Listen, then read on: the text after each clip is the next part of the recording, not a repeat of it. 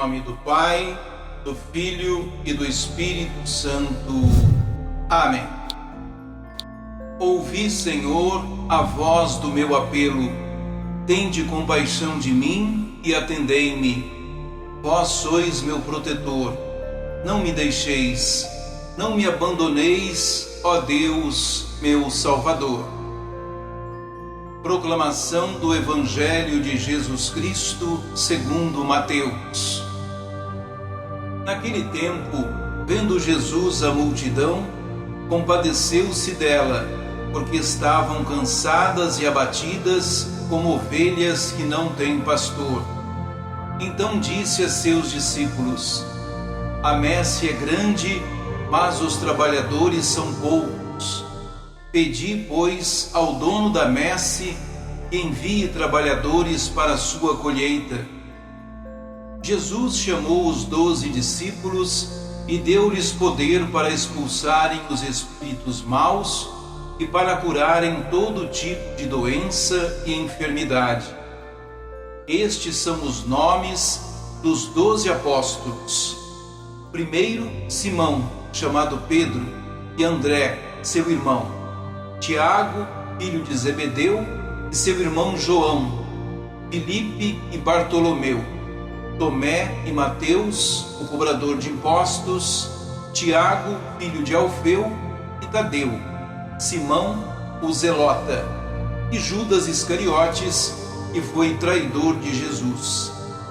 Jesus enviou esses 12 com as seguintes recomendações: Não deveis ir aonde moram os pagãos, nem entrar nas cidades dos samaritanos. Ide antes as ovelhas perdidas da casa de Israel. Em vosso caminho anunciai: o reino dos céus está próximo. Curai os doentes, ressuscitai os mortos, purificai os leprosos, expulsai os demônios. De graça recebestes, de graça deveis dar. Palavra da salvação.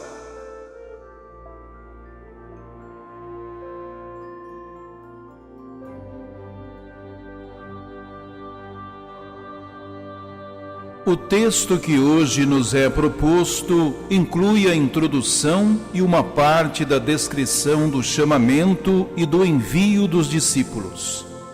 Na introdução, Mateus explica que essa missão à qual Deus chama os discípulos é expressão da solicitude de Deus, que quer oferecer ao seu povo a salvação. Mateus, que escreve para uma comunidade onde existia um número significativo de crentes de origem judaica, vai usar, para transmitir esta mensagem, imagens retiradas do Antigo Testamento e muito familiares para os judeus. Nas palavras de Jesus, Israel é uma comunidade abatida e desnorteada, cujos pastores, os líderes religiosos judeus, se demitiram das suas responsabilidades. Eles são esses maus pastores de que falavam os profetas. O coração de Deus está, no entanto, cheio de compaixão por este rebanho abatido e desanimado. Deus vai, então, assumir as suas responsabilidades, no sentido de conduzir o seu povo para as pastagens onde há vida. Duas notas ainda. A referência à messe indica que essa missão é urgente e que já não há muito tempo para levar a cabo. Nos profetas, a messe aparece ligada à imagem do juízo iminente de Deus. A referência ao pedido que deve ser feito ao Senhor da messe é um apelo a que a comunidade contemple a missão como uma obra de Deus, que deve ser levada a cabo com os critérios de Deus. Por isso, a comunidade deve rezar, a fim de se aperceber dos projetos, das perspectivas e dos critérios de Deus, antes de empreender a tarefa de anunciar o Evangelho. Vem depois o chamamento dos discípulos. Mateus começa por deixar claro que a iniciativa é de Jesus. Chamou-os. Não há qualquer explicação sobre os critérios que levaram a essa escolha.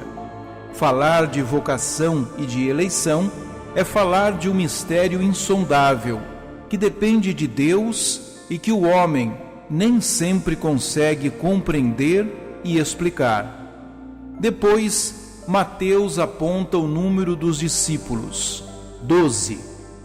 Por que exatamente 12?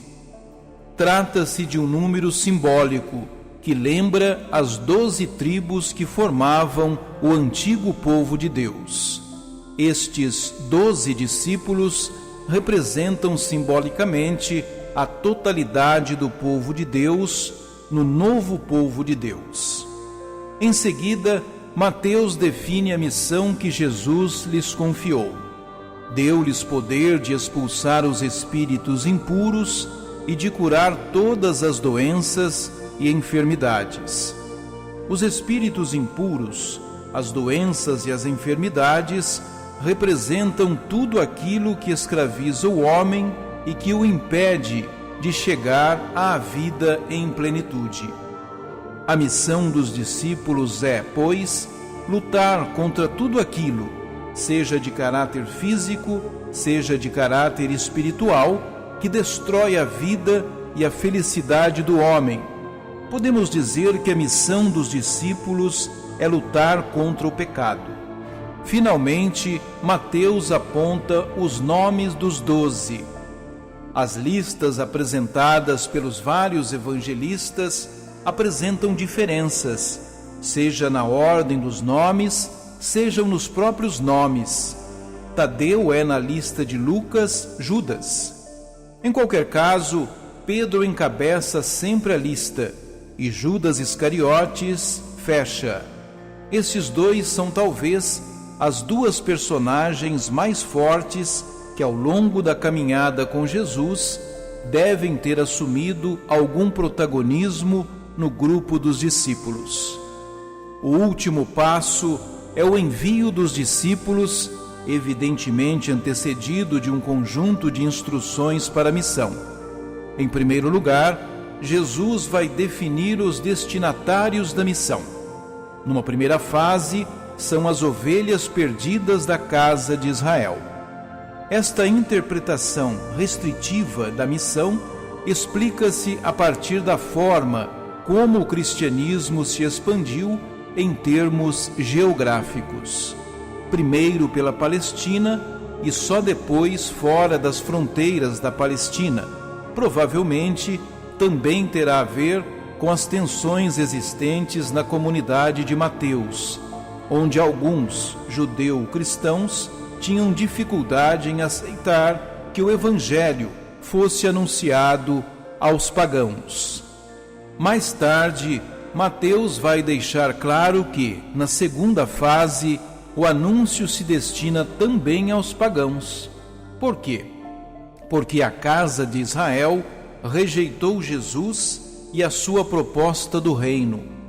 Em segundo lugar, apontam-se os sinais que devem acompanhar o anúncio da chegada do reino: a cura dos doentes, a ressurreição dos mortos, a expulsão dos demônios. O anúncio não deve constar de palavras apenas, mas de gestos concretos, que sejam sinal vivo dessa libertação que o reino traz. Em terceiro lugar, aparece um apelo à gratuidade. Os discípulos não podem partir para a missão a pensar em colher dividendos pessoais ou em satisfazer interesses egoístas. A expressão "recebestes de graça, dai de graça" convida a fazer da própria vida um dom gratuito ao reino, sem esperar em troca qualquer paga. Repare-se como em todo o discurso, a missão dos discípulos aparece como um prolongamento da missão de Jesus. O anúncio que é confiado aos discípulos é o anúncio que Jesus fazia, o reino. Os gestos que os discípulos são convidados a fazer para anunciar o reino são os mesmos que Jesus fez. Os destinatários da mensagem que Jesus apresentou são os mesmos da mensagem que os discípulos apresentam. Ao apresentar a missão dos discípulos em paralelo e em absoluta continuidade com a missão de Jesus, Jesus convida a Igreja, os discípulos, a continuar na história a obra libertadora que ele começou em favor do homem. Oremos. Ó Jesus, sensível e zeloso pastor, tiveste compaixão das multidões, porque estavam angustiadas e abandonadas. Por isso, para ajudar-te a superar a situação deplorável em que viviam, escolheu os 12 apóstolos. Concede agora a cada um dos teus novos discípulos o teu ardor missionário.